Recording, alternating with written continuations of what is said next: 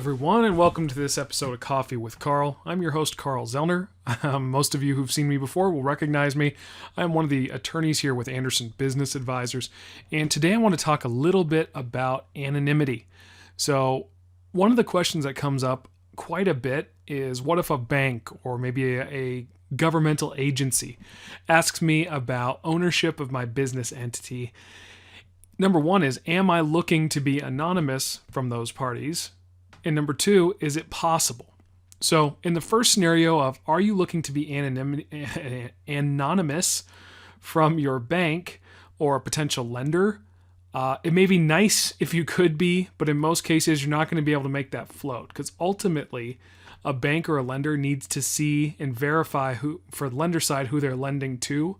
From the banking side, there's some pieces that have hung over from the Patriot Act. So they need to have some information, so they're making sure they're not holding money for terrorism, things like that. So a couple pieces there, like I said, really from banking and lending perspective. Anonymity isn't really our primary focus. The asset protection is going to be focused more around the entity and the asset protection provided by the entities there. From a governmental standpoint, there are some governments or state and federal, or mostly state, where you see the variation on what they'll accept from an anonymity perspective. So we tend to work around a lot of the issues that you come into from state to state in order to provide you anonymity. One such tool we use is that Wyoming holding company that will own an entity, and that's in the state that may be giving you trouble with anonymity. The other way we can do it is sometimes by changing the type of entity can help, as well as potentially the taxation, or even using things like land trusts and personal property trusts to extend that anonymity where it may not otherwise be available.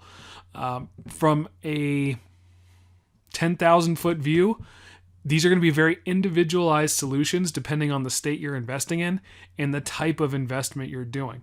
When we start looking at running active businesses, or, sort of running a business where you're the one out there shaking hands, making deals, representing your company, anonymity certainly isn't at the forefront of our mind.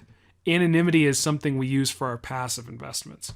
So while there is a measure of anonymity when you're representing yourself as an officer position or, say, a manager of an LLC, when we're really trying to utilize or maximize that anonymity is for those long-term holds, or as some of us affectionately refer to it as mailbox money. With the active businesses, there's a realistic aspect of, I'm handing out business cards, I'm making deals on behalf of my business. So they're going to know so the outside world is going to know there's some connection between me and this business. It's not a bad thing. It's just talking about that the anonymity, we've got to realize, is only one of the layers that we use for asset protection. Realistically, the entities are what create the strength within our entity structure to provide us the protection. So certainly, I maintain, where anonymity is possible, keep it, have it. Utilize it to the best of your ability. In places where it's less possible, or you're running into some issues, just realize things like running into or needing financing, which most of us need when we purchase something, may have some impact on the level of anonymity you can obtain. At the end of the day, I really don't have a huge concern about giving my information to a bank, lending institution, or the government.